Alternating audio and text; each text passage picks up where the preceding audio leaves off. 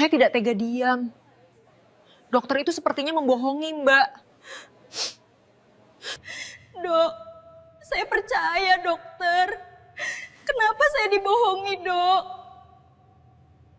Bayangkan, kamu datang ke rumah sakit besar dengan satu harapan. Sembuh dan pulang membawa kabar baik. Kamu rela menjual satu-satunya peninggalan ibu, rela makan seadanya, rela antre berjam-jam, karena kamu percaya semuanya akan baik-baik saja. Tapi tiba-tiba dompetmu hilang, tagihan membengkak, hasil tes selalu tertunda, dan namamu malah ditulis punya tunggakan besar. Kamu dipermalukan di depan orang banyak. Sementara ada seorang relawan berjas rapi yang bilang akan menolongmu. Ternyata, Sahabat semuanya, sebelum kita mulai cerita ini, tuliskan dulu di kolom komentar, dari kota mana kalian menonton. Semoga yang subscribe channel ini, dimudahkan segala urusannya, dilapangkan rezekinya, disehatkan badannya, dan dikabulkan semua hajat dunia akhirat oleh Allah Subhanahu wa Ta'ala. Amin ya Rabbal Alamin. Sekarang mari kita mulai ceritanya. Dari langkah pertamaku menuruni bus malam yang berhenti di Terminal Jakarta saat langit masih gelap dan udara terasa asing di paru-paruku. Lampu-lampu kota menyilaukan mata yang sudah lelah. Klakson bersahutan tanpa jeda, dan aku berdiri sebentar di tepi trotoar, menggenggam tas kain yang isinya lebih banyak harapan daripada pakaian. Inilah kota yang katanya memberi kesempatan, dan inilah aku, datang dengan tubuh rapuh dan keyakinan tipis bahwa berobat akan menyelamatkanku. Beberapa bulan terakhir di kampung, dadaku sering sesak. Bukan sekadar capek, tapi seperti ada beban menekan dari dalam. Kadang pandanganku menghitam saat melayani pembeli di warung kecilku. Aku menahan, menunda, sampai suatu pagi aku hampir jatuh di depan etalase. Puskesmas memberiku surat rujukan ke rumah sakit besar di Jakarta. Kata petugas, alatnya lengkap, dokternya ahli. Kata-kata itu seperti janji yang harus kupegang. Meski artinya aku harus menghabiskan tabungan yang kukumpulkan bertahun-tahun. Aku naik ojek menuju kos murah dekat rumah sakit. Bangunannya tua, lorongnya sempit, dan bau lembab menyambut sejak pintu dibuka. Aku tak mempermasalahkan apapun. Aku hanya butuh tempat rebah dan alamat untuk pulang nanti. Di kamar, aku duduk di tepi ranjang, mengeluarkan amplop coklat berisi uang. Aku menghitungnya pelan, 2 kali, 3 kali, memastikan jumlahnya sama seperti yang kucatat di kampung. Di saku celana, ada cincin emas tipis peninggalan ibu. Aku menyentuhnya sebentar, lalu memasukkannya kembali. Itu bukan untuk dijual, kataku pada diri sendiri. Itu hanya untuk jaga-jaga. Pagi hari, aku berdiri di depan rumah sakit besar yang selama ini hanya kulihat di televisi. Gedungnya menjulang, pintunya lebar, lantainya mengilap. Orang-orang berlalu dengan langkah cepat, sebagian ditemani keluarga, sebagian didorong kursi roda. Aku ikut antre di loket pendaftaran, membaca papan informasi yang hurufnya kecil-kecil. Saat giliranku tiba, petugas menyebut biaya administrasi awal. Angkanya membuat tenggorokanku kering. Aku mencoba tersenyum, bertanya apakah ada keringanan. Petugas menggeleng tanpa menatap wajahku. Tanganku gemetar saat menghitung uang di depan loket. Tidak cukup. Aku mundur beberapa langkah, memberi ruang pada antrean di belakang. Di sudut lobi, aku berdiri lama, menatap lantai yang memantulkan bayanganku sendiri. Aku tahu apa yang harus kulakukan, tapi aku menunda, berharap ada pilihan lain. Tidak ada. Aku melangkah keluar, menyusuri deretan toko kecil di seberang jalan, berhenti di sebuah toko emas dengan etalase sederhana. Penjaga toko menimbang cincin ibu dengan cepat. Ia menyebut harga, lebih rendah dari yang kubayangkan. Aku ingin menawar, ingin menceritakan kenangan di balik cincin itu, tapi aku menelan semuanya. Tanganku menerima uang, terasa dingin. Saat melangkah keluar, aku merasa seperti meninggalkan sesuatu yang lebih besar dari sekadar perhiasan. Aku kembali ke rumah sakit dengan langkah cepat. Takut jika aku berhenti, aku akan berubah pikiran. Pendaftaran selesai. Nomor antrean di tanganku seperti tiket masuk ke lorong panjang yang belum ku kenal. Di ruang tunggu, aku duduk di antara orang-orang yang tampak lebih siap, lebih tenang. Aku mencoba mengatur napas, menahan sesak yang datang dan pergi. Di dinding, jam berdetak lambat. Setiap menit terasa berat. Ketika namaku dipanggil untuk pertama kali, aku berdiri dengan kaki agak lemas. Aku masuk ke ruangan pemeriksaan awal, menjawab pertanyaan seadanya, menyerahkan surat rujukan. Di kepala, hanya satu doa yang berputar, semoga aku bisa sembuh dan pulang. Aku belum tahu, langkah kecil hari itu bukan hanya membawaku ke ruang periksa, tetapi juga membuka pintu pada rangkaian kejadian yang akan menguji segalanya yang kupunya. Dimulai dari tatapan seorang perawat yang untuk pertama kalinya membuatku merasa tidak sendirian. Di ruang pemeriksaan awal, udara terasa lebih dingin dari lorong. Bau antiseptik menusuk hidung, bercampur dengan suara langkah cepat dan pintu yang dibuka tutup. Aku duduk di kursi plastik, punggungku tegang, jari-jariku saling mengunci agar gemetarnya tidak terlihat. Saat pintu terbuka, seorang perawat perempuan masuk sambil membawa map biru. Namanya tertera jelas di dada seragamnya, Nisa. Ia tidak langsung bertanya. Ia menatap wajahku lebih dulu, seperti sedang memastikan aku benar-benar hadir di ruangan itu. Mas, kelihatannya pucat. Napasnya pelan-pelan dulu ya, katanya lembut. Kalimat sederhana itu membuat dadaku terasa sedikit longgar. Sudah lama tak ada yang bicara padaku tanpa tergesa atau nada curiga. Ia mulai menanyakan keluhan, riwayat sakit, kebiasaan sehari-hari. Aku menjawab sejujurnya, meski beberapa kali suaraku mengecil. Setiap kali aku berhenti karena sesak, ia menunggu. Tidak memotong, tidak mendesak. Tangannya cekatan, tapi geraknya hati-hati, seperti takut menyakitiku. Saat ia mencatat, aku melihat garis lelah di bawah matanya, namun senyumnya tetap ada. Setelah pemeriksaan awal selesai, Nisa menyodorkan segelas air. Minum dulu. Habis ini nunggu dokter ya, ujarnya. Aku mengangguk, meneguk air perlahan. Sebelum keluar, ia berhenti di pintu, lalu kembali mendekat. Dari saku seragamnya, ia mengeluarkan selembar kertas kecil yang dilipat rapi. Ini daftar berkas kalau mau daftar bantuan pasien. Tidak semua orang tahu jalurnya, katanya pelan. Simpan baik-baik. Aku menerima kertas itu dengan tangan yang masih bergetar. Ada rasa hangat yang tiba-tiba menyusup, rasa yang hampir membuat mataku basah. Aku ingin mengucapkan terima kasih lebih panjang, tapi kata-kata tertahan di tenggorokan. Ia hanya mengangguk kecil, lalu pergi. Beberapa saat kemudian, namaku dipanggil lagi, kali ini menuju ruang dokter spesialis. Ruangannya lebih besar, meja kayunya mengilap, dan layar komputer menyala terang. Dokter Rangga duduk di balik meja, jas putihnya rapi, jam tangannya berkilau. Ia membaca berkas tanpa banyak ekspresi. Pertanyaannya cepat, jawabanku terasa tertinggal. Ketika aku mencoba menjelaskan rasa sesak yang datang tiba-tiba, ia menyela dengan istilah medis yang tidak ku mengerti. Ia mencetak daftar pemeriksaan, meletakkannya di depanku. Ini perlu segera. Jangan ditunda, katanya singkat. Aku melihat barisan tes dengan nama asing dan kode-kode. Aku bertanya pelan soal biayanya. Ia menyebut angka, lalu menambahkan bahwa kesehatan tidak bisa ditawar. Aku mengangguk, meski di dalam kepala, angka itu bergema keras. Keluar dari ruangan dokter, aku kembali ke lorong yang ramai. Di dekat kasir, aku melihat keluarga pasien lain dilayani dengan ramah, petugas tersenyum, bercanda ringan.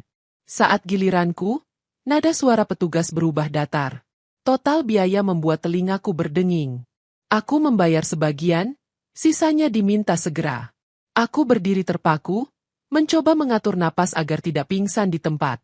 Aku keluar ke taman kecil rumah sakit, duduk di bangku besi. Matahari siang terasa menyengat, tapi tubuhku dingin. Aku mengeluarkan kertas kecil pemberian Nisa, membacanya berulang. Ada harapan tipis di sana, tapi juga syarat-syarat yang tampak rumit. Aku menatap gedung rumah sakit, tinggi dan megah, lalu menunduk menatap tanganku sendiri yang kosong. Sore itu, Nisa lewat di lorong dan melihatku masih duduk. Ia mendekat, bertanya apakah aku sudah makan. Aku menggeleng. Ia menghela napas pelan, lalu berkata, "Pelan-pelan ya, Mas. Jangan menyerah dulu." Kalimat itu sederhana, tapi di tengah kebisingan rumah sakit, kata-kata itu seperti pegangan kecil agar aku tidak jatuh. Aku belum tahu seberapa besar badai yang akan datang, tapi sejak saat itu, aku tahu satu hal. Ada seseorang di gedung ini yang melihatku sebagai manusia, bukan sekadar nomor antrean.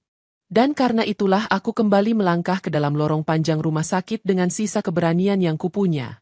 Kata-kata Nisa masih terngiang saat aku dipanggil lagi untuk melanjutkan rangkaian pemeriksaan. Aku mencoba berdiri tegak, meski kaki terasa ringan seperti tidak menapak lantai.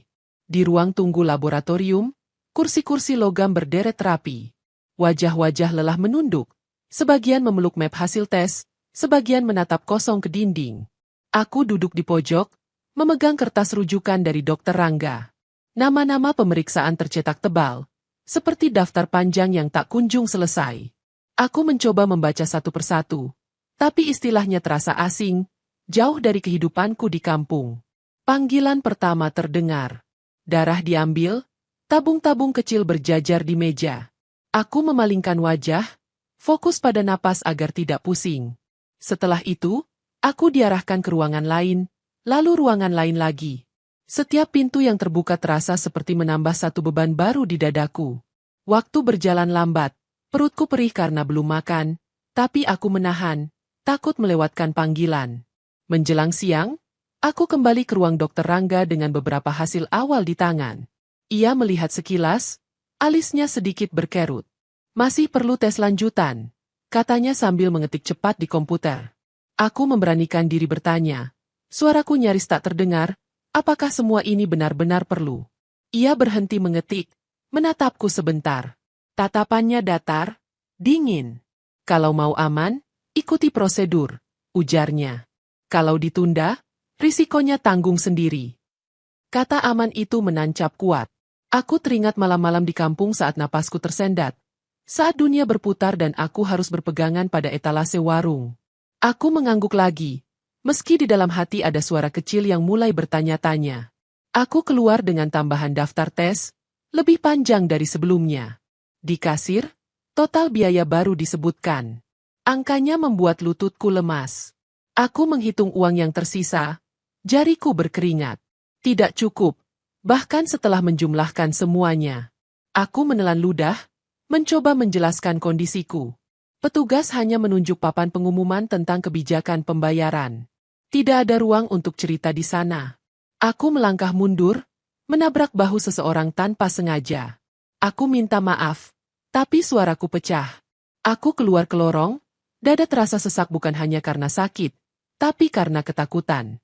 Di bangku dekat jendela, aku duduk lama, menatap parkiran di bawah. Orang-orang datang dan pergi, mobil mahal keluar masuk. Hidup terus berjalan, seolah perjuanganku tidak berarti apa-apa. Sore itu, aku memutuskan kembali ke kos sebentar untuk mengambil uang cadangan yang kusimpan terpisah. Di kamar sempit, aku membuka tas, mengeluarkan semua isi, memastikan tidak ada yang terlewat. Amplop uang semakin tipis. Aku duduk di lantai, punggung bersandar ke dinding, kepala terasa berat.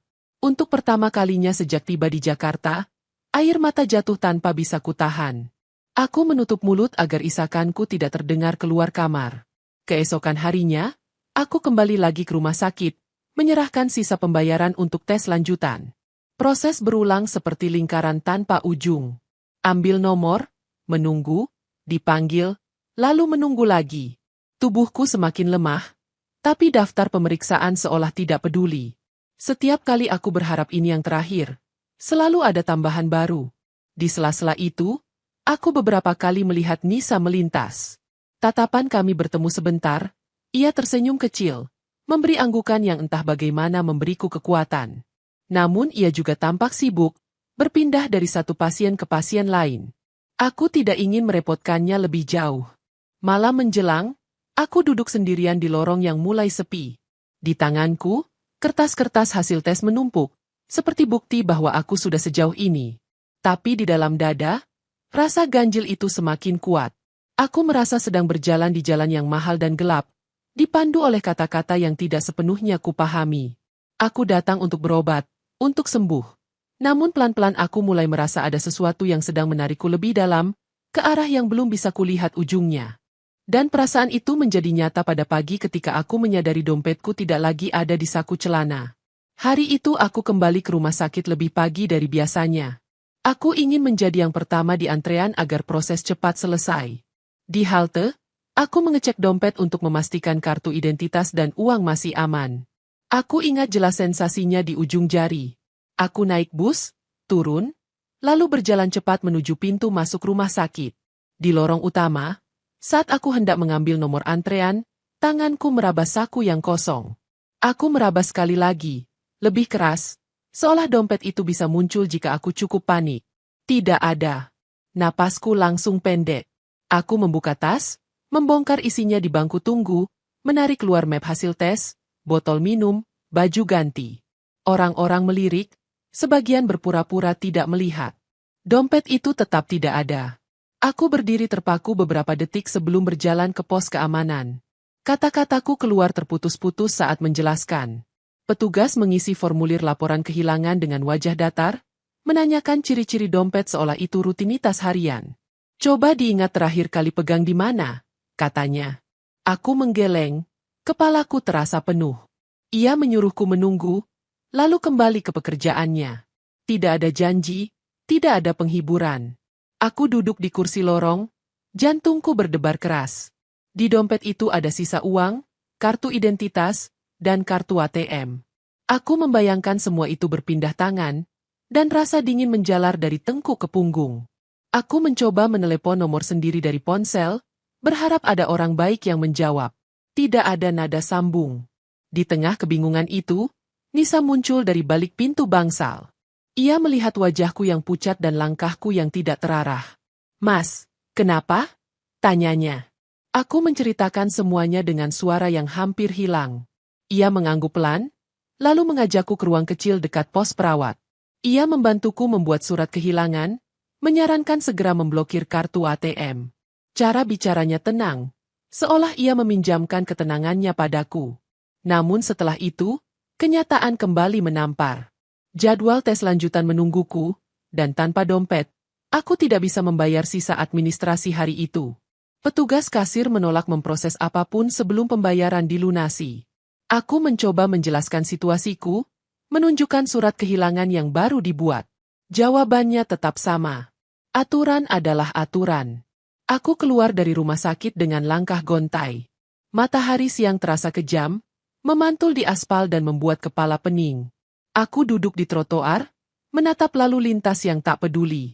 Orang-orang melintas dengan urusan masing-masing. Di kota ini, kejatuhanku hanyalah satu titik kecil yang tidak mengubah apapun. Aku kembali ke kos dengan perasaan kosong. Di kamar, aku duduk lama, memandangi dinding kusam. Ponselku bergetar, pesan dari pemilik kos menanyakan pembayaran yang akan jatuh tempo lebih cepat. Aku membalas dengan jujur, meminta waktu. Jawabannya singkat, dingin, tanpa empati. Aku memejamkan mata, mencoba menahan gelombang panik yang naik. Sore itu, aku kembali ke rumah sakit untuk menanyakan kemungkinan menjadwal ulang. Di lorong, aku melihat Dr. Rangga berjalan cepat bersama beberapa staf. Aku ingin menghentikannya, menjelaskan keadaanku, tapi kakiku tidak bergerak. Aku merasa kecil, tak terlihat. Aku duduk lagi di bangku lorong, memeluk map hasil tes seperti memeluk satu-satunya pegangan. Menjelang malam, Nisa menghampiriku. Ia membawa sebotol air dan roti kecil. "Makan sedikit," katanya. Aku menerima tanpa banyak kata. Di tengah kelelahan dan ketakutan, kebaikan kecil itu terasa sangat besar. Tapi bahkan dengan kebaikan itu, kenyataan tidak berubah. Dompetku tetap hilang. Uangku semakin menipis. Jadwal tes tertunda. Saat aku berjalan pulang ke kos di bawah lampu jalan yang redup, aku sadar satu hal yang menyakitkan. Kota ini tidak peduli mengapa aku datang, tidak peduli seberapa besar harapanku untuk sembuh. Di tengah gedung-gedung tinggi dan aturan yang kaku, aku mulai merasakan kehilangan pertama yang nyata. Bukan hanya dompet, tetapi rasa aman yang kubawa dari kampung, pelan-pelan terkikis, meninggalkanku sendirian di jalan yang semakin gelap.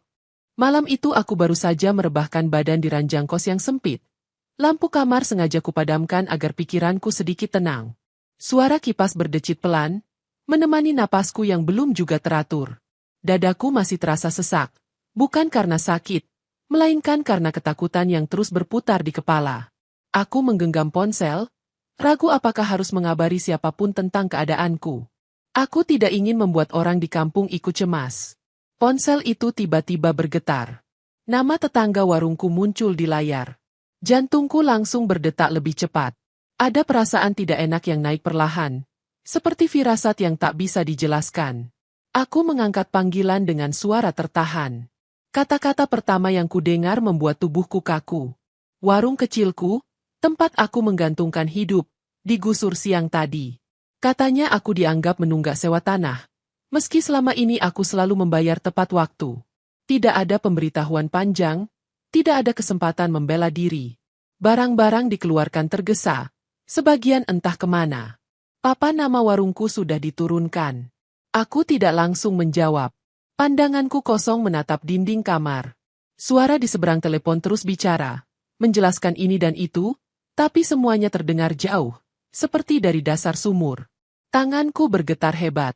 Saat panggilan berakhir, aku masih memegang ponsel di telinga, berharap itu hanya mimpi buruk. Aku duduk perlahan, lalu merosot ke lantai. Punggungku bersandar ke dinding, lututku peluk erat. Napasku pendek-pendek, seperti ada tali yang ditarik kuat di dada. Warung itu bukan sekadar tempat usaha. Di sanalah aku tertawa dengan pelanggan, di sanalah aku menabung sedikit demi sedikit, di sanalah aku merasa punya tempat di dunia. Dan kini, semua itu hilang saat aku bahkan tidak ada di sana untuk melindunginya. Air mata jatuh tanpa suara. Aku menutup wajah dengan kedua tangan, takut jika isakanku terdengar ke kamar sebelah. Aku mencoba menyebut nama Allah dalam hati, memohon agar aku diberi kekuatan. Tapi doa itu terasa berat, seolah tertahan oleh rasa putus asa yang menekan dari segala arah. Pagi keesokan harinya, aku bangun dengan tubuh lemas. Perutku kosong, kepalaku pusing. Aku berjalan ke kamar mandi bersama penghuni kos lain yang tampak sibuk dengan hidup mereka masing-masing. Tak ada yang tahu bahwa dunia kecilku baru saja runtuh. Setelah itu, aku duduk di tepi ranjang, menatap tas kainku.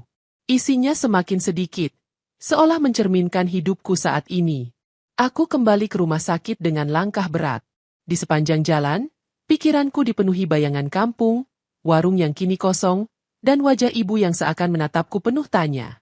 Aku ingin pulang, ingin melihat dengan mata sendiri apa yang tersisa. Tapi aku juga tahu, tubuhku belum kuat, dan pengobatan ini belum selesai. Aku terjebak di antara dua kehilangan, kesehatan yang belum pulih dan rumah yang sudah tiada. Di rumah sakit, jadwal tes yang tertunda kembali disebutkan oleh petugas. Nada suaranya tetap datar, tidak peduli bahwa hidupku sedang runtuh. Aku hanya mengangguk, menerima kertas jadwal baru tanpa daya. Di lorong, aku duduk lama, menatap lantai mengilap yang kini terasa dingin dan asing. Nisa melihatku dari kejauhan.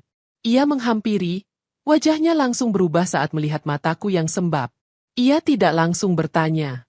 Ia duduk di sampingku, memberi ruang agar aku bicara jika siap. Saat akhirnya aku menceritakan kabar dari kampung, suaraku pecah di tengah kalimat.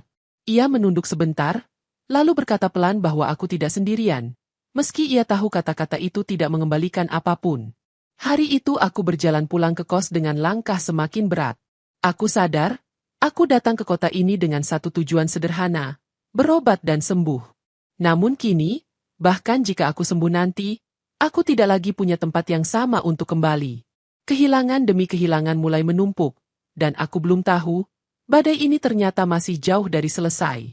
Karena tepat ketika aku merasa tidak punya apa-apa lagi untuk dipertahankan, seseorang datang membawa janji pertolongan yang terdengar terlalu indah untuk ditolak. Siang itu aku duduk di bangku panjang dekat kantin rumah sakit. Di tanganku hanya ada sebotol air mineral murah, perutku kosong sejak pagi, tapi aku tidak punya selera makan. Kepalaku penuh oleh kabar dari kampung, oleh jadwal tes yang tertunda, oleh sisa uang yang terus berkurang. Aku menunduk, menatap lantai, berusaha mengatur napas agar dada tidak kembali sesak. Mas, kelihatannya lagi bingung. Suara itu membuatku mendongak. Di depanku berdiri seorang pria berusia sekitar 30-an, berjas rapi, rambutnya tersisir licin. Senyumnya tipis tapi meyakinkan. Ia membawa map coklat dan kartu identitas yang tergantung di lehernya. Nama saya Bayu, katanya.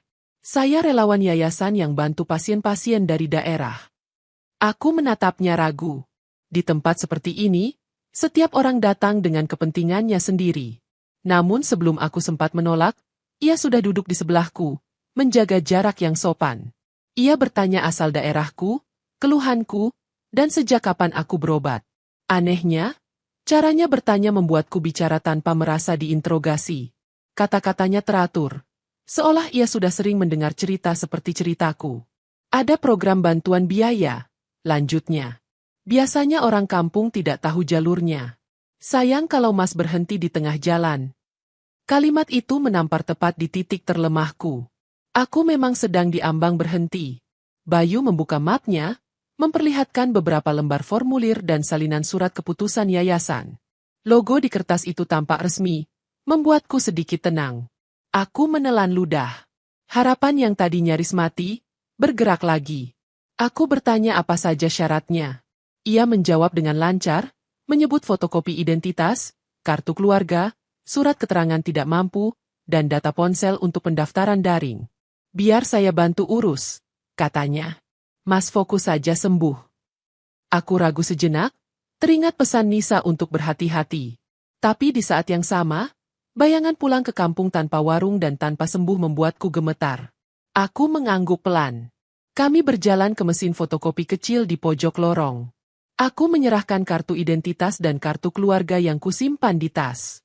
Bayu membantu menyalin. Tangannya cekatan, wajahnya tetap ramah. Saat ia meminta ponselku untuk mengisi formulir daring, aku sempat ragu. Namun ia tersenyum, menunjukkan layar ponselnya sendiri yang penuh aplikasi serupa. Cepat kok, katanya. Aku menyerahkan ponsel itu. Ia mengetik cukup lama, sesekali menanyakan kode atau alamat. Aku menjawab sekenanya, pikiranku campur aduk antara cemas dan lega. Sudah, katanya akhirnya, mengembalikan ponsel. Biasanya butuh waktu sebentar. Nanti Mas akan dipanggil kalau sudah ada kabar. Ia menepuk mapnya, berdiri, lalu menoleh lagi. Oh iya, jangan cerita dulu ke petugas, biar prosesnya rapi. Aku mengangguk tanpa banyak pikir. Saat Bayu pergi menyusuri lorong, aku memandang punggungnya sampai menghilang di tikungan. Untuk pertama kalinya sejak beberapa hari terakhir, aku menarik napas panjang yang terasa sedikit lebih ringan. Aku percaya, atau setidaknya aku ingin percaya, bahwa Allah mengirimkan seseorang di saat aku hampir menyerah. Sore itu, Nisa melintas dan melihat ekspresiku yang sedikit berubah. Ia bertanya singkat. Aku menceritakan tentang Bayu dan bantuan yang ditawarkan. Wajahnya tidak langsung bereaksi. Ia hanya mengangguk pelan, lalu berkata hati-hati, Mas, tetap simpan semua bukti ya. Apapun itu. Nada suaranya lembut, tapi ada sesuatu di matanya yang membuatku merasa ia sedang menahan kekhawatiran. Malamnya di kos, aku mengecek ponsel. Ada beberapa notifikasi yang tidak kuingat pernah membuka, tapi aku terlalu lelah untuk memeriksanya satu persatu. Aku merebahkan badan, memejamkan mata dengan doa sederhana. Semoga ini benar-benar pertolongan, bukan ujian baru. Di tengah keputusasaan, aku menggenggam harapan yang diberikan orang asing berjas rapi itu. Aku belum tahu bahwa sejak saat aku menyerahkan identitasku dengan percaya, roda nasibku mulai berputar ke arah yang lebih gelap, pelan-pelan, tanpa suara, menunggu waktu untuk menunjukkan akibatnya. Sejak saat aku menyerahkan identitasku dengan percaya, roda nasibku mulai berputar ke arah yang lebih gelap, dan aku baru menyadarinya ketika setiap hasil tes yang kutunggu selalu berakhir dengan kata yang sama, tertunda. Pagi itu aku datang lebih awal dari biasanya. Aku ingin memastikan tidak ada lagi yang terlewat. Di tanganku, map berisi kertas-kertas pemeriksaan terasa semakin tebal, seolah beratnya ikut bertambah setiap hari. Aku duduk di ruang tunggu laboratorium, menatap papan digital yang menampilkan nomor antrean. Namaku seharusnya sudah dipanggil. Jam di dinding bergerak pelan, terlalu pelan untuk hatiku yang gelisah. Akhirnya aku mendekat ke loket, bertanya dengan suara serendah mungkin. Petugas menatap layar, mengetik sebentar, lalu berkata tanpa ekspresi, hasilnya belum keluar. Sistem lagi bermasalah. Besok saja ya. Aku mengangguk, meski ada rasa aneh yang menusuk. Ini bukan pertama kalinya aku mendengar alasan itu. Keesokan harinya, aku kembali. Antrean lebih panjang, wajah-wajah lebih lelah. Aku menunggu lebih lama. Saat akhirnya bertanya lagi, jawabannya berubah sedikit. Masih ditinjau dokter. Aku mencoba tersenyum, menahan kecewa. Aku keluar dari lorong dengan langkah gontai, bertanya-tanya mengapa semua terasa diperlambat khusus untukku. Hari demi hari berlalu dengan pola yang sama. Datang, menunggu, berharap, lalu pulang dengan tangan kosong. Jadwal pemeriksaan lain ikut bergeser tanpa penjelasan jelas. Beberapa kali namaku tidak muncul di papan, padahal aku yakin sudah terdaftar. Setiap kali aku bertanya, jawabannya singkat dan dingin. Seolah aku mengganggu ritme mereka. Di sela-sela penantian itu, tubuhku semakin lemah.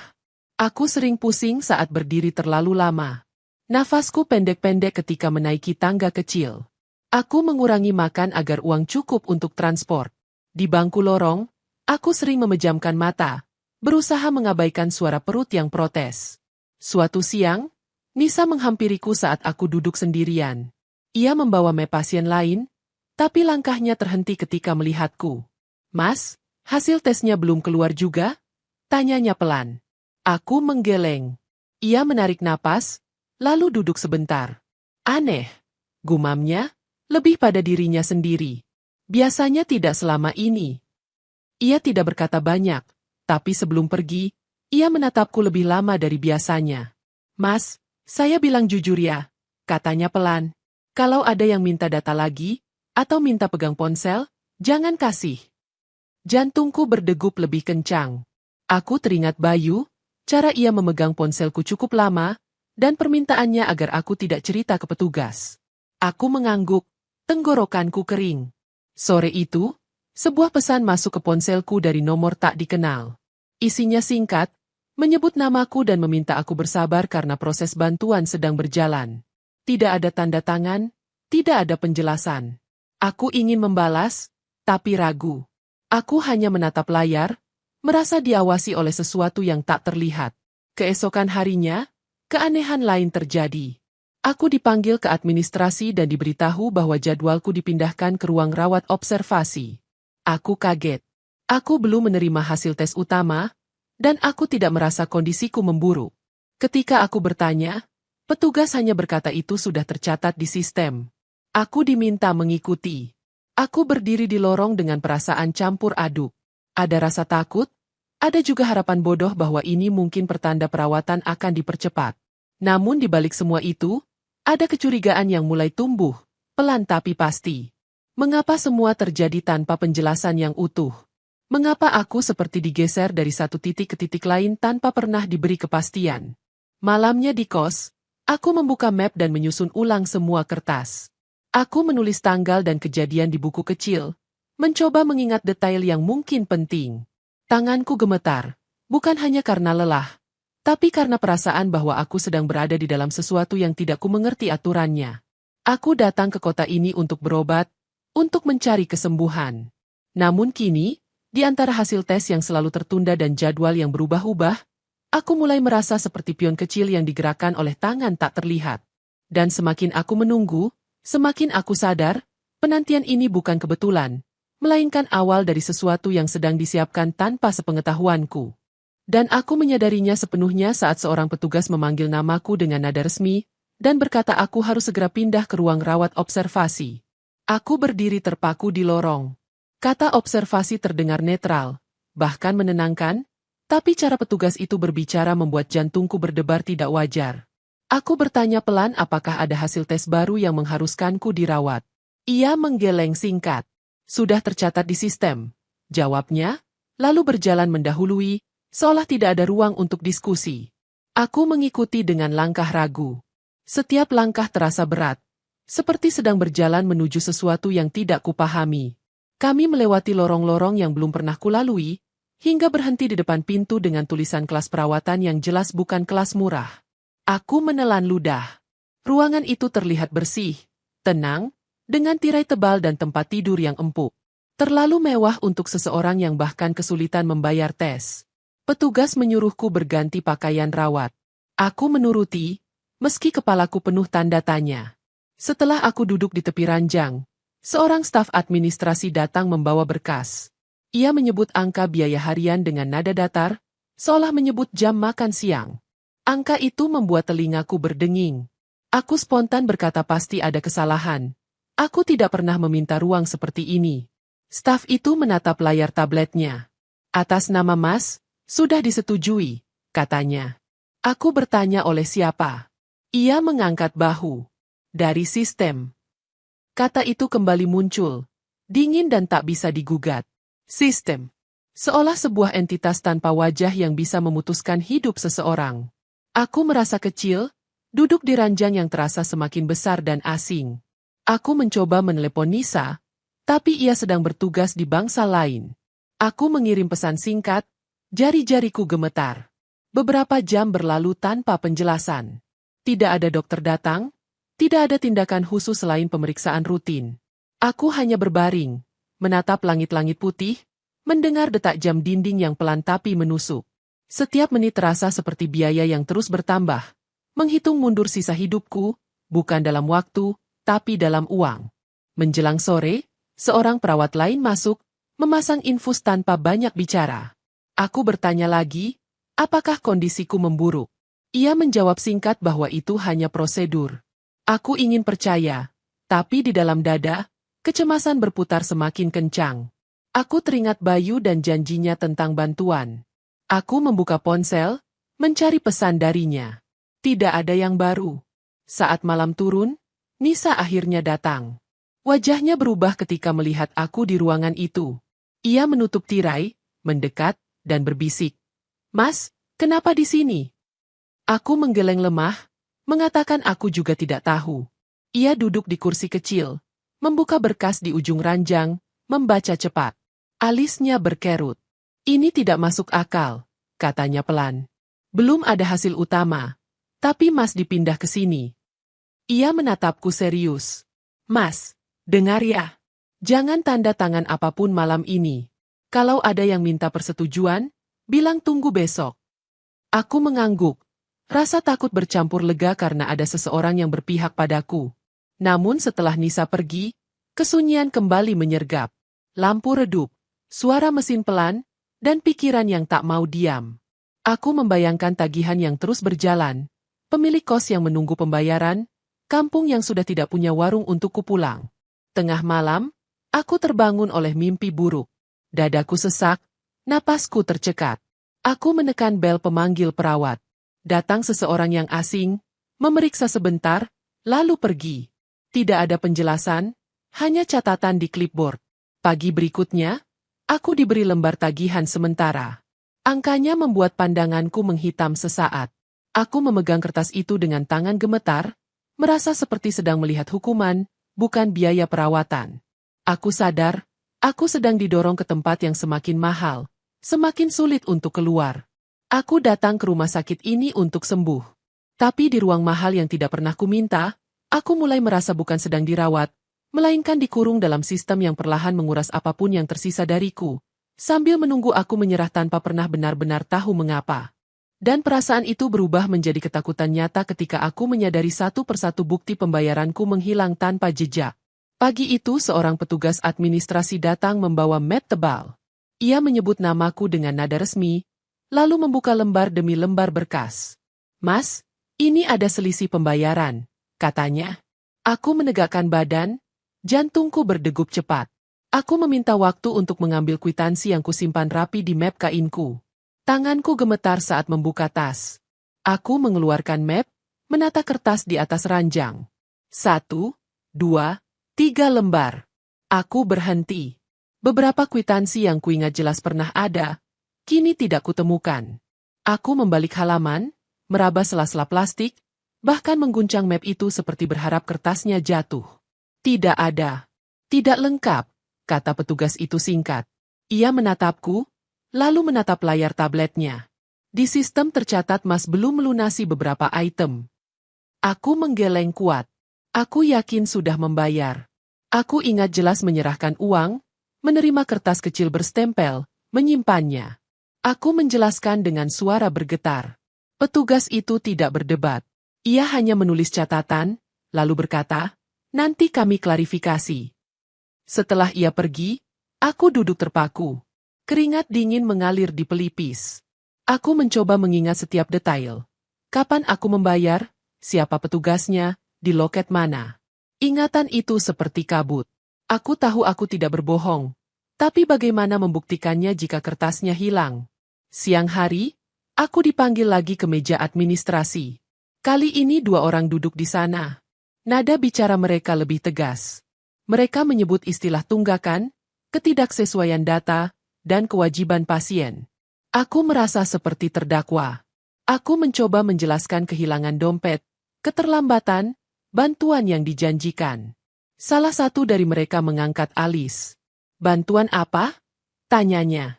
Aku menyebut nama Bayu. Mereka saling pandang singkat. Tidak tercatat, jawabnya. Kata itu kembali menghantam. Tidak tercatat. Seolah Bayu tidak pernah ada. Seolah aku mengarang cerita. Aku kembali ke kamar dengan kepala pening. Aku mengirim pesan ke Bayu, menanyakan proses bantuan dan situasi ini. Pesanku dibaca, tapi tidak dibalas. Aku menunggu, menatap layar ponsel seperti orang tenggelam menunggu tali. Tidak ada apa-apa. Sore itu, Nisa datang. Wajahnya langsung tegang saat aku menceritakan tentang kwitansi yang hilang dan tuduhan tunggakan. Ia meminta izin melihat mapku. Ia membolak-balik kertas dengan teliti, lalu menghela napas. Mas, ini tidak wajar, katanya pelan. Kwitansi tidak mungkin hilang sendiri. Ia menyarankan aku menulis kronologi sedetail mungkin. Jam, tanggal, loket, ciri petugas. Aku menuruti, menulis dengan tangan gemetar.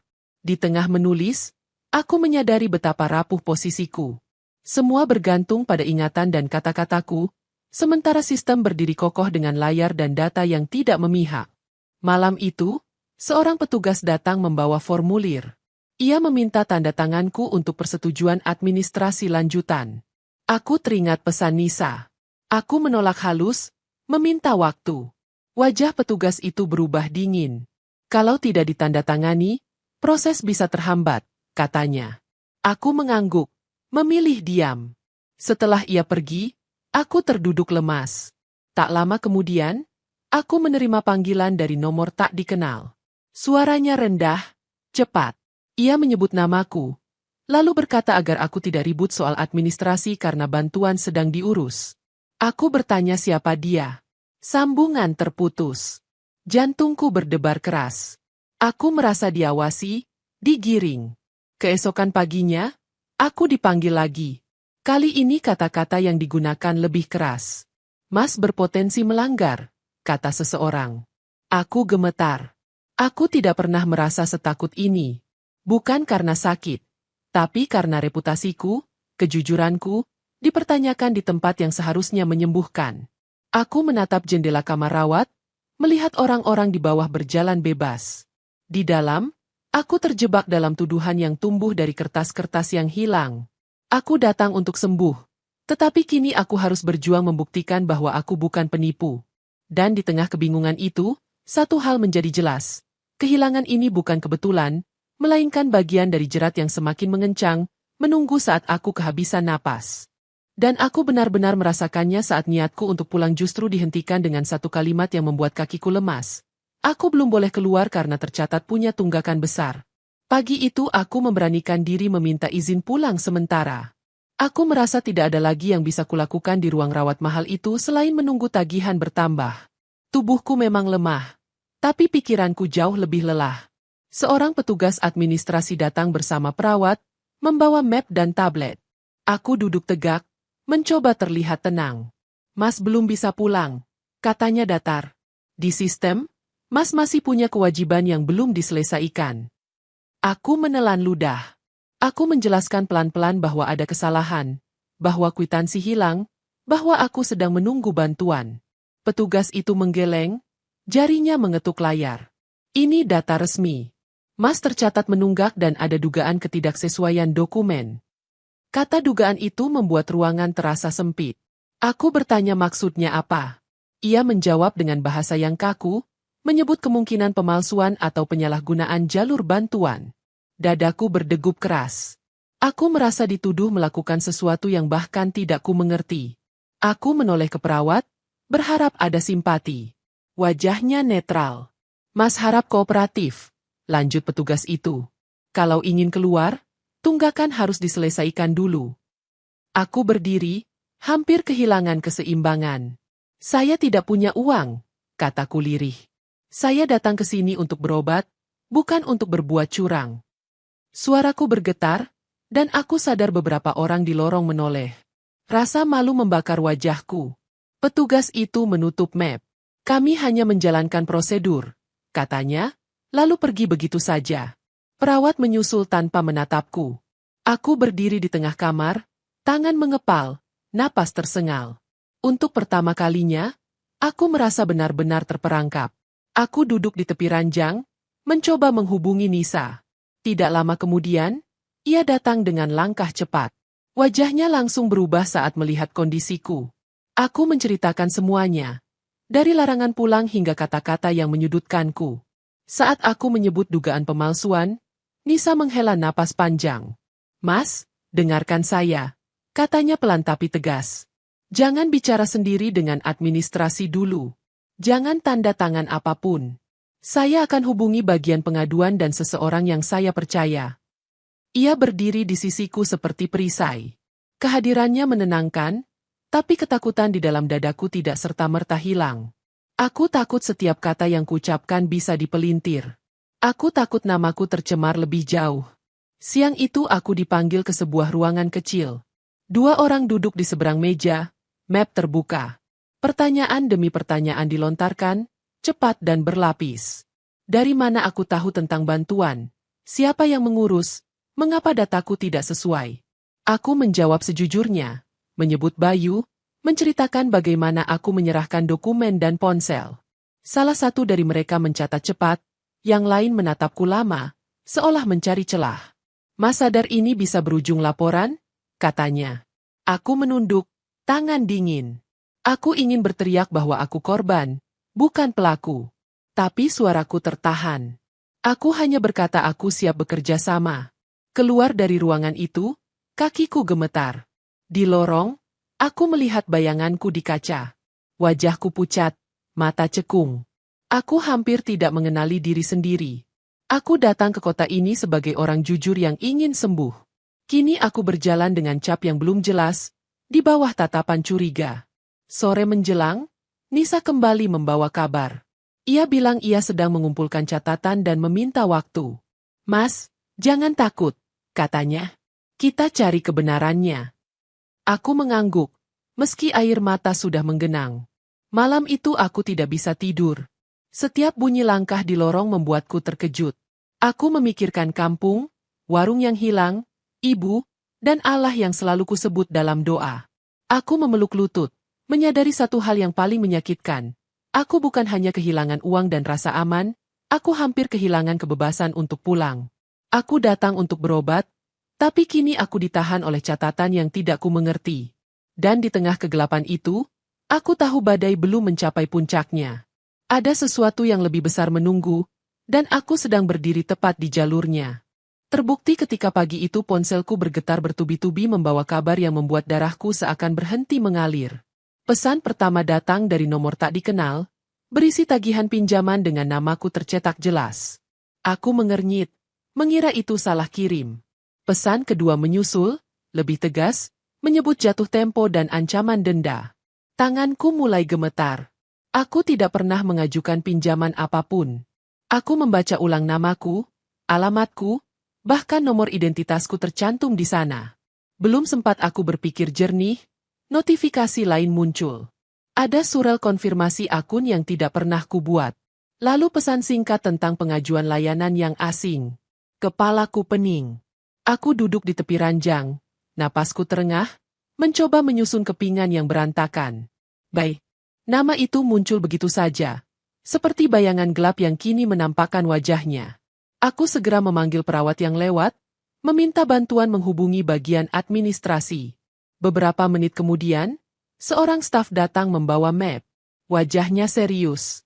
"Mas, ini terkait data Mas," katanya. Ia membuka berkas dan menunjukkan beberapa lembar dokumen. Di sana tertulis namaku, lengkap dengan rekam medis untuk prosedur yang tidak pernah kujalani. Aku menatapnya tak percaya. "Ini bukan saya," kataku dengan suara serak. "Saya tidak pernah setuju." Staf itu menghela napas, lalu berkata dingin, "Data ini tercatat atas nama Mas." Kata-kata itu seperti palu menghantam kepala. Aku merasa dirampas. Bukan hanya uang atau kebebasan, tapi identitasku sendiri. Aku teringat saat Bayu memegang ponselku lama-lama, saat ia meminta fotokopi dokumen dengan senyum meyakinkan. Saat itu aku menyerahkan segalanya tanpa curiga. Nisa datang tergesa setelah aku mengirim pesan singkat.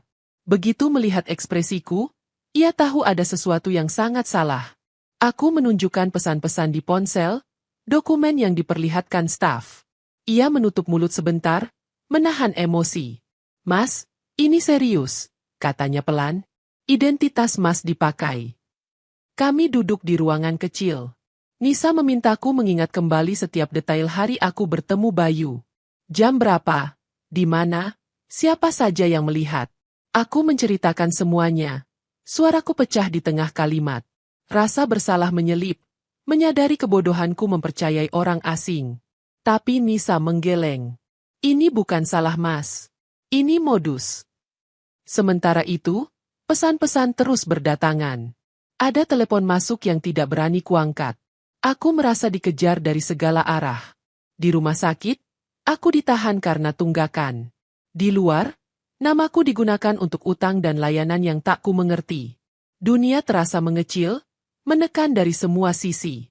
Siang itu, aku dipanggil lagi ke ruangan administrasi. Nada bicara mereka berubah lebih keras. Mereka menyebut potensi pelanggaran, penyalahgunaan data, dan konsekuensi hukum. Aku ingin berteriak bahwa aku korban, tapi kata-kata tercekat. Aku hanya bisa berkata aku tidak tahu menahu. Salah satu dari mereka menatapku lama, seolah menilai apakah ceritaku layak dipercaya. Keluar dari ruangan itu, kakiku hampir tak kuat menahan tubuh. Nisa menopang lenganku. Di lorong, orang-orang berlalu tanpa tahu bahwa hidupku sedang dijungkir balikan. Aku menatap jendela, cahaya siang terasa menyilaukan. Aku teringat kampung, ibu, dan hidup sederhana yang kini terasa sangat jauh. Sore menjelang, Nisa kembali dengan wajah tegang namun fokus. Ia berkata sedang menghubungi bagian pengaduan dan seseorang di keamanan internal. "Ada kejanggalan," katanya. "Dan kalau ini benar, Mas tidak sendirian. Ada korban lain." Kata korban lain membuat dadaku sesak. Aku membayangkan orang-orang sepertiku, datang dari desa dengan harapan sembuh, lalu terjerat. Air mata akhirnya jatuh. Bukan hanya karena takut, tapi karena marah. Marah pada sistem, pada orang-orang yang memanfaatkan kelemahanku. Malam itu aku duduk sendirian di kamar rawat, memandangi ponsel yang kini terasa seperti benda berbahaya. Identitasku, yang dulu hanya kertas di dompet, kini menjadi senjata yang melukaiku dari jauh. Aku datang ke kota ini untuk berobat, untuk menyelamatkan tubuhku. Namun yang terjadi, namaku dipakai, hidupku dipreteli, dan aku baru menyadarinya ketika semuanya sudah telanjur terjadi. Dan justru dari keterlambatan itulah sebuah pintu kecil terbuka. Saat Nisa kembali malam itu dengan wajah yang berbeda, bukan lega, tapi penuh tekad yang menegangkan. Ia duduk di tepi ranjang tanpa banyak basa-basi. "Mas, saya dapat sesuatu," katanya pelan. Suaranya dijaga rendah, seolah dinding pun bisa mendengar. Jantungku langsung berdebar. Ia membuka ponselnya, menampilkan foto buram hasil tangkapan layar. Ini dari kamera parkir rumah sakit. Aku mencondongkan badan. Di layar terlihat seorang pria berjas rapi berjalan berdampingan dengan seseorang berseragam administrasi. Wajahnya setengah tertutup bayangan, tapi cara jalannya, potongan rambutnya, bahkan map coklat di tangannya, membuat dadaku langsung dingin. "Itu Bayu," kataku hampir berbisik. Nisa mengangguk. Rekaman ini diambil hari Mas menyerahkan dokumen. Waktu dan tempatnya cocok. Ia menggeser layar, menunjukkan potongan lain. Ada momen ketika map berpindah tangan, ada jeda singkat di dekat mobil. Yang ini bukan relawan. Lanjutnya, menunjuk sosok berseragam. Dia staf administrasi. Aku menelan ludah. Potongan-potongan itu seperti menyusun gambar yang selama ini terpecah.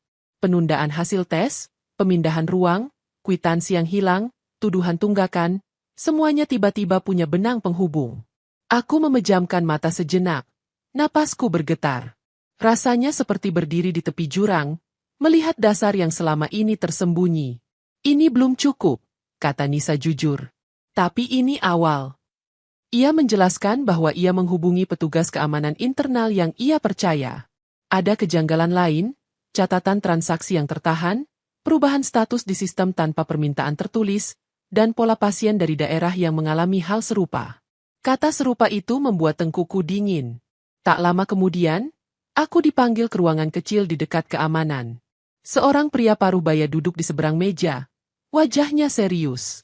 Ia memperkenalkan diri singkat, lalu memintaku menceritakan kronologi dari awal, setenang mungkin.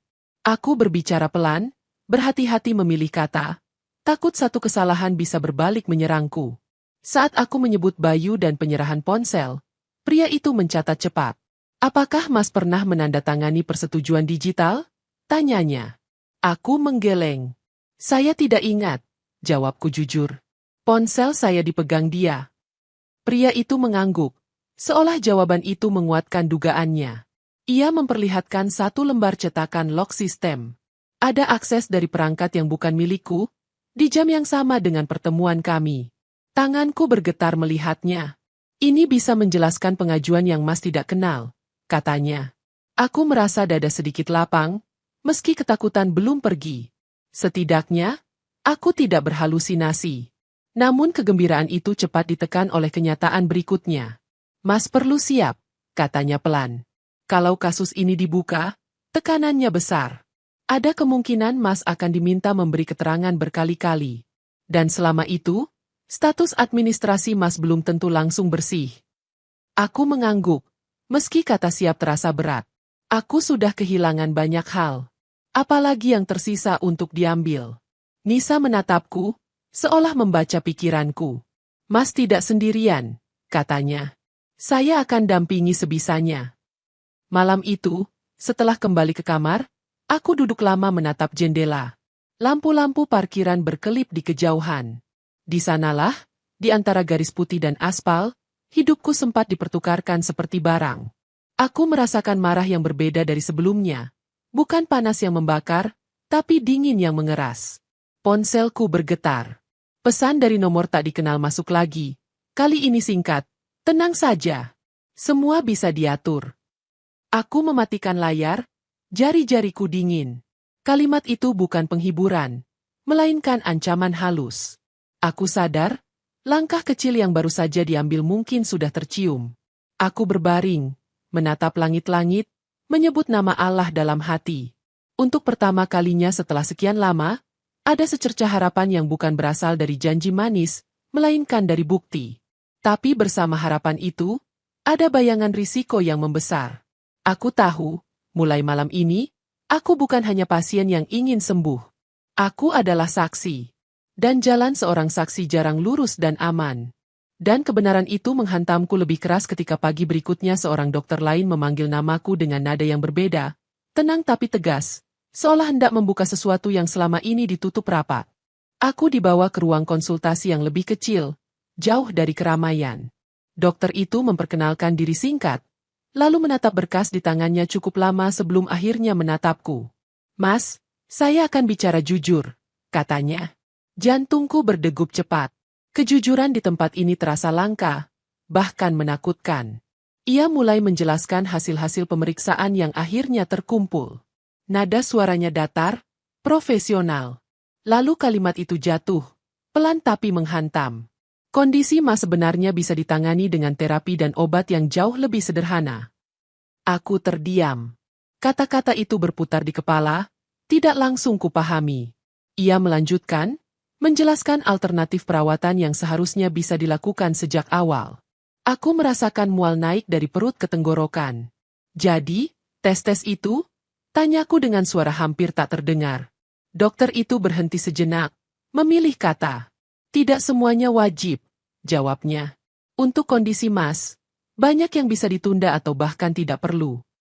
Dunia terasa miring. Aku memejamkan mata, membayangkan hari-hari panjang di laboratorium, uang yang kukeluarkan, cincin ibu yang kujual, ruang rawat mahal yang tidak pernah kuminta. Aku membuka mata lagi, menatap dinding putih yang kini terasa seperti saksi bisu. Dadaku sesak, bukan karena sakit, tapi karena sadar aku digiring. Apa ini kesalahan? Tanyaku. Dokter itu menghela napas. Saya tidak bisa menilai keputusan kolega, katanya hati-hati. Tapi dari sisi medis, ada jalur yang lebih sederhana. Aku keluar dari ruangan dengan langkah goyah. Di lorong, aku bertemu Nisa. Wajahnya langsung menangkap sesuatu dari caraku berjalan. Aku menceritakan semuanya. Ia memejamkan mata sejenak, lalu menggenggam tanganku. Mas tidak gila, katanya pelan. Ada yang memang tidak beres. Kami duduk di bangku dekat jendela. Cahaya siang masuk, menyilaukan. Aku merasa seperti baru bangun dari mimpi buruk yang panjang, hanya untuk sadar bahwa mimpi itu nyata. Nisa menjelaskan bahwa ada pola pasien yang diarahkan ke pemeriksaan mahal tanpa indikasi kuat. Tidak semua dokter terlibat, katanya, tapi cukup untuk merusak banyak hidup. Tak lama kemudian, aku dipanggil lagi, kali ini ke bagian pengaduan. Seorang staf menunjukkan ringkasan medis dan rencana terapi alternatif. Mas bisa beralih ke ini, katanya. Lebih terjangkau. Kata terjangkau itu terdengar pahit. Terjangkau setelah segalanya terlanjur diambil. Aku menandatangani persetujuan terapi baru dengan tangan gemetar. Di saat yang sama, rasa marah yang dingin mengeras di dadaku. Bukan marah yang ingin meledak, melainkan tekad yang ingin bertahan. Aku tidak ingin orang lain mengalami hal yang sama. Sore itu, pesan ancaman kembali masuk. Singkat, tanpa nama. Aku tidak membalas. Aku menyerahkannya pada Nisa dan petugas keamanan. Wajah mereka semakin serius. Ini menguatkan, kata salah satu dari mereka. Tekanan biasanya muncul ketika ada yang mulai terbuka. Malam menjelang, aku duduk sendirian, menatap catatan terapi baru. Tubuhku mungkin masih lemah, tapi pikiranku mulai jernih. Aku menyebut nama Allah pelan, meminta kekuatan. Aku tidak tahu bagaimana akhir dari semua ini, tapi satu hal pasti, aku tidak akan diam. Aku datang untuk berobat, dan ternyata penyakitku bukan hanya di tubuh, melainkan di sistem yang memakan orang-orang lemah. Mengetahui bahwa tes mahal itu tidak harus ada membuatku mual, tapi juga memberiku arah. Jika aku harus berjalan di jalan saksi yang tidak aman, aku akan melangkah dengan mata terbuka, membawa kebenaran yang akhirnya terlihat, meski terlambat. Dan langkah itu membawaku ke sebuah ruangan sunyi di lantai bawah, tempat bukti-bukti yang selama ini disembunyikan mulai disusun satu persatu di atas meja. Di ruangan itu, lampu putih menyala terang. Seorang petugas keamanan internal, 2 staf pengaduan, dan Nisa duduk berhadapan denganku. Di tengah meja, ada tumpukan kertas, cetakan layar, dan 1 laptop yang terbuka. Jantungku berdetak keras, tapi kali ini bukan hanya karena takut.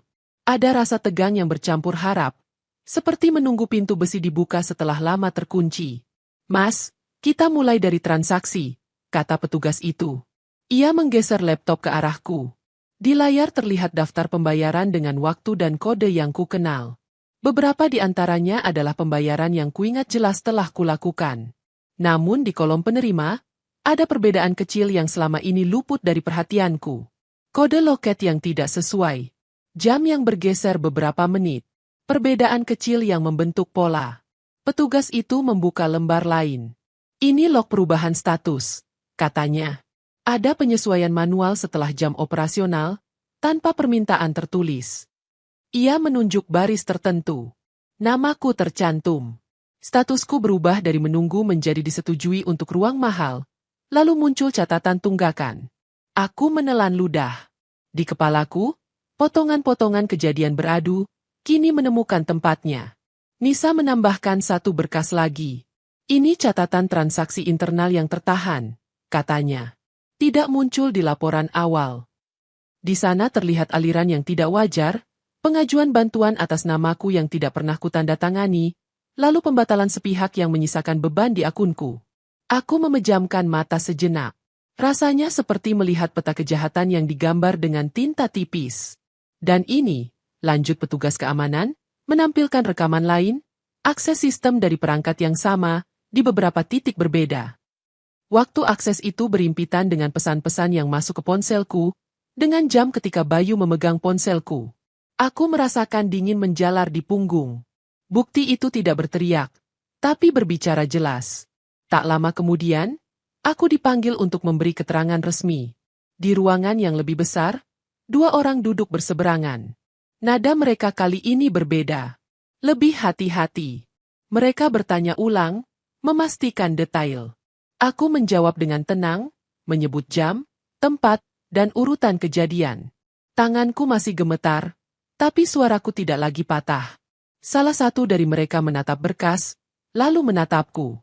Mas, dari bukti sementara, posisi Mas kuat sebagai korban, katanya. Kalimat itu membuat napasku terlepas panjang. Bukan kemenangan, tapi kelegaan kecil. Tuduhan yang menempel seperti bayangan mulai bergeser. Namun jalan belum selesai. Ada tekanan, lanjutnya. Mas mungkin akan menerima ajakan damai atau permintaan mencabut laporan. Aku mengangguk. Aku sudah merasakannya dari pesan-pesan singkat yang tidak bernama. Mereka menyarankan aku berhati-hati, tidak bertindak sendiri. Sore itu, perubahan mulai terasa. Status administrasiku ditinjau ulang. Larangan pulang ditangguhkan sementara. Kata sementara itu penting. Aku belum bebas sepenuhnya. Tapi rantai di kakiku mulai longgar. Nisa menatapku dengan mata berkaca-kaca, lalu tersenyum kecil. Mas bertahan, katanya. Itu yang paling sulit. Di lorong, aku berjalan pelan.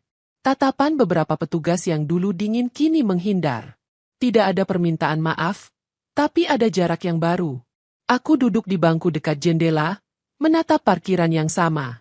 Kali ini, lampu-lampu itu tidak lagi terasa seperti ancaman. Malamnya, aku menulis catatan terakhir untuk hari itu.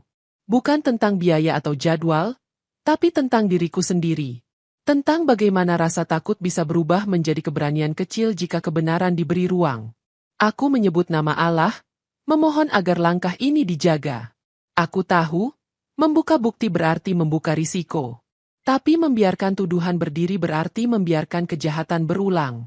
Di antara dua pilihan itu, aku memilih berdiri. Tuduhan mulai berbalik arah. Dan untuk pertama kalinya sejak aku tiba di kota ini, aku merasakan tanah di bawah kakiku tidak lagi sepenuhnya rapuh. Tetapi saat aku melangkah keluar dari rumah sakit dengan tas kain yang sama seperti saat datang, aku sadar pijakan yang tersisa hanyalah keberanian untuk menerima bahwa aku selamat, namun pulang tanpa apapun yang dulu kusebut milikku. Pagi itu proses administrasiku akhirnya selesai. Statusku dibersihkan, tuduhan dicabut, dan catatan yang menahanku berhari-hari ditandai sebagai sengketa yang sedang diproses. Aku dipanggil ke meja pengaduan untuk menandatangani beberapa dokumen terakhir. Tinta di pena terasa berat saat menyentuh kertas. Seolah setiap goresannya menutup satu bab panjang yang menguras napas. Nisa berdiri di sampingku. Ia menyerahkan amplop berisi salinan terapi dan resep obat yang kini jauh lebih sederhana. Ini cukup, katanya pelan. Mas bisa lanjutkan di kampung. Aku mengangguk. Kata kampung terdengar asing. Padahal di sanalah seharusnya aku pulang. Ia menatapku lama, lalu berkata, "Terima kasih sudah berani." Aku berjalan menyusuri lorong terakhir. Bunyi langkahku bergaung, lebih jelas dari biasanya. Orang-orang lalu lalang, beberapa menatap sekilas, sebagian tidak peduli. Tidak ada tepuk tangan, tidak ada pengakuan besar. Kebenaran jarang dirayakan.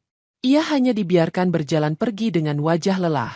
Di pintu keluar, angin siang menyentuh wajahku.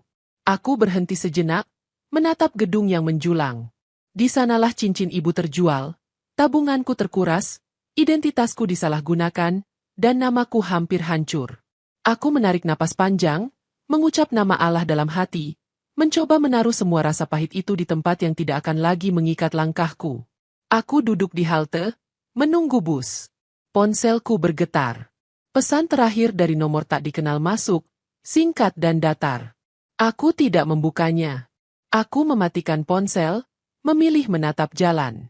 Ada hal-hal yang harus berhenti diberi ruang. Perjalanan pulang terasa panjang. Di jendela bus, bayanganku terlihat lebih kurus, lebih tua. Aku memikirkan kampung. Warung yang sudah digusur. Etalase kosong. Meja yang dulu kugunakan menghitung kembalian. Semua itu tidak akan menyambutku lagi. Kehilangan itu nyata dan tidak bisa ditawar. Sesampainya di kampung, senja turun perlahan. Aku berjalan melewati tanah yang kini rata, bekas warungku hanya menyisakan garis samar. Aku berdiri lama di sana, menahan gelombang kenangan. Tidak ada yang bisa kuklaim. Tidak ada yang bisa kutuntut. Aku menunduk, membiarkan air mata jatuh tanpa suara. Ini bukan tangis marah, melainkan perpisahan. Malamnya, aku menata ulang hidup dari nol. Aku menghitung sisa uang, menyusun rencana kecil. Terapi dan obatku pelajari pelan-pelan. Aku tahu tubuhku belum kuat. Tapi setidaknya kini aku tahu apa yang harus dilakukan. Aku menulis nama-nama dan tanggal di buku kecil, bukan untuk membalas, melainkan untuk mengingat bahwa aku pernah berdiri di tepi jurang dan memilih tidak melompat. Hari-hari berikutnya tidak mudah. Aku mencari kerja serabutan, menerima upah kecil, menahan lelah. Ada malam-malam ketika rasa sesak datang, dan ingatan menyerbu. Pada saat-saat itu, aku menyebut nama Allah lebih sering, memohon agar langkah kecilku dijaga. Sesekali, pesan dari Nisa masuk, menanyakan kabar. Aku membalas singkat, mengucap terima kasih. Ia melakukan lebih dari yang seharusnya, dan kebaikan seperti itu tidak akan kulupakan. Aku juga mendengar kabar bahwa penyelidikan berlanjut. Ada nama-nama yang dipanggil. Aku tidak bersorak. Keadilan bukan pesta. Ia adalah pekerjaan sunyi yang berjalan perlahan. Aku memang selamat. Aku tidak lagi ditahan oleh catatan palsu. Aku tidak lagi dikejar tuduhan. Namun aku pulang tanpa cincin ibu, tanpa tabungan, tanpa warung. Kehilangan itu lengkap. Anehnya, di balik kehampaan itu, ada ruang baru yang terbuka. Ruang untuk memulai lagi, lebih hati-hati, lebih berani. Suatu pagi, aku berdiri di depan rumah sederhana, menatap matahari yang naik pelan. Aku menghirup udara dalam-dalam. Aku mungkin kehilangan segalanya yang bisa dihitung, tetapi aku masih punya satu hal yang tidak bisa dirampas siapapun. Kesaksian tentang kebenaran dan keberanian untuk berdiri. Dengan itu, aku melangkah.